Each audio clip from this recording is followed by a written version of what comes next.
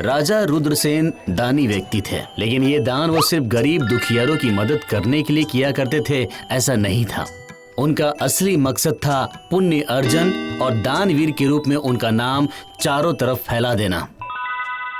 देखो मंत्री, राजा रुद्रसेन दीन दुखियारों को दान नहीं करते, ये बदनामी सुनने के लिए मैं तैयार नहीं हूँ। देखो, अगर मेरा नाम नहीं होगा तो फिर किस वजह से ये दान धर्म करूँ मैं? जाओ मंत्री जाओ, अब ब्राह्मणों को अर्थ वस्त्र वितरण करने के लिए जल्दी आयोजन करो। उसी राज्य में श्री हरि नाम का एक ब्राह्मण रहता था। योग साधना में वो ऐसी सिद्धि प्राप्त किए थे कि वो किसी के भी मन की बात को आसानी से जान सकते थे। जिस दिन राजा रुद्रसेन ब्राह्मणों को दान दे रहे थे, उसी दिन वहाँ हाजिर हो गए श्री हरि। क्या हुआ, कोई बाकी रह गया क्या? कोई भी खाली हाथ नहीं जाएगा। जय हो महाराज की जय हो। तो फिर सब लोग खुश तो हो ना?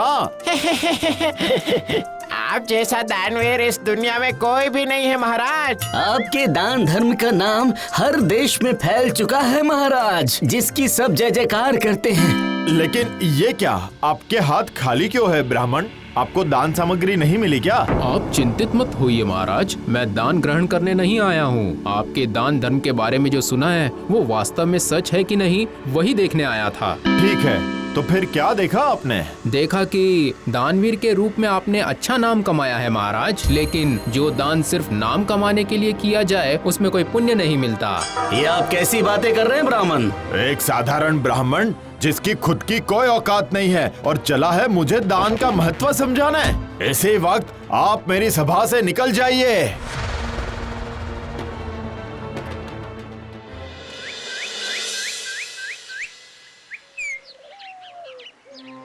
राजा रुद्रसेन से अपमानित होने के बाद ब्राह्मण श्री हरि कभी ये गांव तो कभी वो गांव घूमते घूमते एक दिन माधवपुर गांव में आकर हाजिर हो गए। चलो चलो, गांव में जो योगी बाबा आए हैं उनकी सेवा में फल और मिठाइयाँ देकर आते हैं।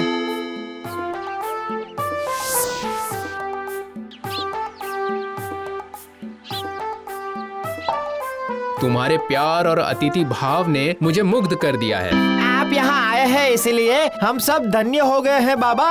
आप अपने आशीर्वाद से हमें वंचित मत कीजिए बाबा। नहीं नहीं, तुम लोगों के लिए जितना मेरे लिए संभव है वो मैं जरूर करूँगा।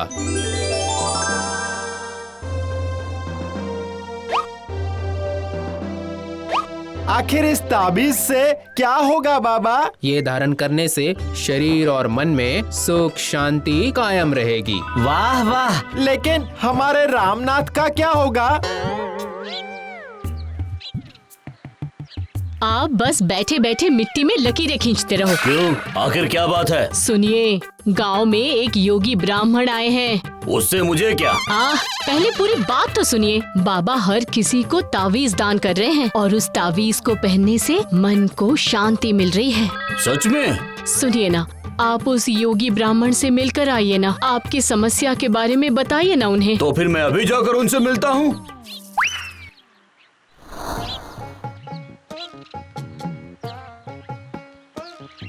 क्या तुम मुझे कुछ बताना चाहते हो? बोलो, निसंकोच होकर बोलो। बाबा, आप मुझे सिर्फ इतना बताइए कि मेरा दुख कैसे कम होगा, बस इतना ही। ठीक है, तो फिर इस ताबीज को रख लो, जरूरत पड़ने पर यही तुम्हारे काम आएगी। अगर तुम चाहो तो इसे महाराज के पास ले जा सकते हो। महाराज के पास जाकर मैं भला क्या करूँगा?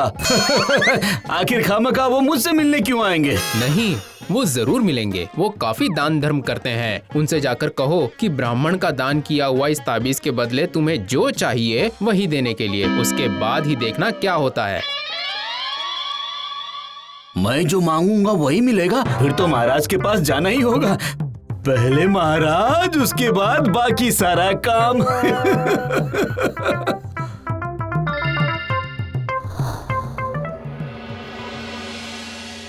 ठीक है, मैंने सबकी शिकायतें सुन ली है। मैं मंत्री के साथ बात करके सबका समाधान करने की कोशिश करूंगा। आज की बैठक यहीं खत्म कर दें क्या महाराज? हाँ, अब मैं आराम करूंगा। लेकिन अब मैं क्या करूंगा महाराज? अब तुम्हें क्या चाहिए? क्यों, अब तक तो तुमने कुछ भी नहीं बोला। अभी अभी बोलता हूँ महाराज। दरअसल मेरे पास ब्राह्मण का दिया हुआ एक कीमती ताबीज है। उसके बदले आप अगर मुझे कुछ दे दें तो अभी के लिए मेरा काम हो जाएगा। ठीक है, मैं तुम्हारी ताबीज ले लूंगा। बोलो उसके बदले तुम्हें क्या चाहिए? मुझे तो सोना, हीरा, जवाहरात सब कुछ चाहिए। आखिर क्या मांगू? महाराज तुम्हारी इच्छा जानना चाहते हैं, बोलो। महाराज चाहता तो मैं बहुत कुछ हूँ, लेकिन ताबीज के वजन का सोना मिल जाए तो बहुत है महाराज। ठीक है, यही होगा, पर मैं ये दान भरी सभा में सबके सामने करूंगा। सबको अगर पता ही नहीं चलेगा कि मैं इतना दान करता हूँ तो फिर दान करने का फायदा ही क्या है? क्या सही कहा ना मंत्री? बिल्कुल सही कहा महाराज। मैं कल सुबह ही आयोजन कर देता हूँ।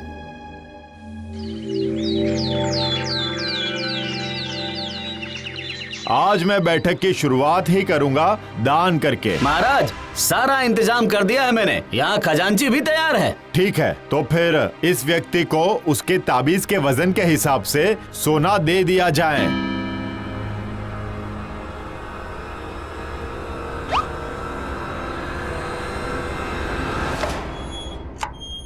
ताबीज का वजन कुछ ज्यादा मालूम पड़ता है और थोड़ा सा सोना देने से बराबर हो जाएगा।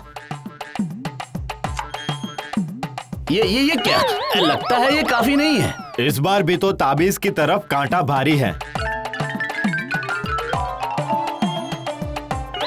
सोना तो वजन में कम पड़ रहा है महाराज, अभी भी ताबीज का वजन ही भारी है। ये तो अजीब बात है, आखिर हो क्या रहा है? ये क्या? मेरी मांग पूरी करने के लिए तो आपकी हालत खराब हो रही है महाराज। नहीं, अरे मंत्री, अब क्या किया जाए? अगर ऐसा ही चलता रहा तो पूरा कोषागार खाली हो जाएगा। एक उपाय तो जरूर निकाला जा सकता है। फिलहाल ये नाप तोल का काम बंद करना पड़ेगा। क्या हुआ मंत्री जी, क्या सोना कम पड़ रहा है? नहीं, ऐसी कोई बात नहीं है। अभी दोपहर के भोजन का समय है, भोजन के बाद हम फिर से वजन करेंगे। ठीक है फिर। महाराज की मेहमान नवाजी का इंतजाम कुछ बुरा नहीं है, लेकिन सोना वजन करने का सिलसिला कब शुरू होगा पता नहीं। ये देखिए, इसीलिए तो मैं ये तराजू लेकर आया हूँ। लेकिन खाने के साथ इस तराजू का क्या संबंध है? है संबंध है, तभी तो लेकर आया हूँ। महाराज ने तय किया है कि अन्न दान करेंगे तो वो भी उस तावीज के वजन के बराबर ही करेंगे। ये क्या बात हुई? हाँ, तुम कितने मात्रा में चावल खाओगे, कितना खाने से तुम्हारा पेट भर जाएगा, तुम ये सोच लो।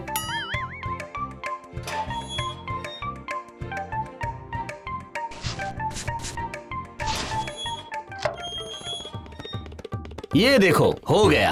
1 पाव चावल तराजू के एक तरफ रखने से ये ताबीज के बराबर का वजन हो रहा है। ठीक है, तो फिर इतना ही चावल बनाने को कह देता हूँ फिर।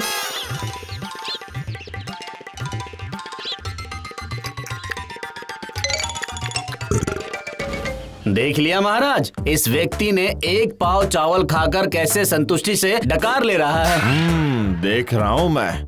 तो फिर समस्या आखिर क्या है? महाराज, मुझे लगता है कि उस ताबीज का वजन इस व्यक्ति की आकांक्षाओं या इसकी इच्छाओं पर निर्भर है, इसीलिए चावल के वजन के बराबर हो गया है। लेकिन उस मात्रा के सोने से इसकी आकांक्षा पूरी नहीं होगी। कितना भी सोना दे दें, वो ताबीज के वजन के बराबर बिल्कुल नहीं होगी। ये तो चिंता का विषय है। अब मैं क्या करूं बताओ?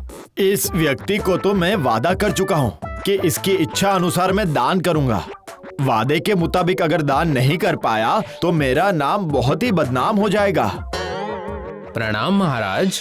ये क्या आप? हाँ, रामनाथ को मैंने ही ताबीज दान की है, तो अब आप समझ गए ना कि दान करना कोई आसान काम नहीं है।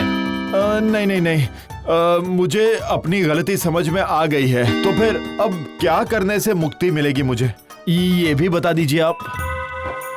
रामनाथ, तुम्हें जो ताबीज दी थी मैंने, वो कितनी काम की है वो अब तक तुम जरूर समझ गए होगे। आप क्या बोल रहे हैं बाबा, मुझे तो कुछ समझ नहीं आ रहा है। तुमने खुद ही देख लिया ना कि तुम्हारे इस ताबीज के बराबर के सोने की मात्रा कितनी है, और इतने मात्रा का सोना लेकर अगर लौटोगे और ये बात सबको पता चल गई तो चोर डकैत चोरी कर लेंगे, उसमें तुम्हारी जान का भी खतरा हो सकता है। ये आपने बिल्कुल सही कहा, तो अब मैं क्या करूं? मेरी बात सुनो, सोने के बदले अब से तुम हर दिन राजमहल में 1 पाव चावल और साथ में तरह तरह के व्यंजन खाना शुरू कर दो। सोना तो एक दिन खर्च हो जाएगा, पर ये इंतजाम जिंदगी भर चलता रहेगा। अच्छी बात है। तो फिर कल से मैं अपने साथ अपनी बीवी को भी लेकर आऊंगा। सच में आपके आगे स्वीकार करने में मुझे कोई शर्म नहीं है। ब्राह्मण दान के आगे मेरा दान तो कुछ भी नहीं है। आज से मैं और नाम कमाने के लिए नहीं, सिर्फ प्रजा के मंगल के लिए दान करूंगा।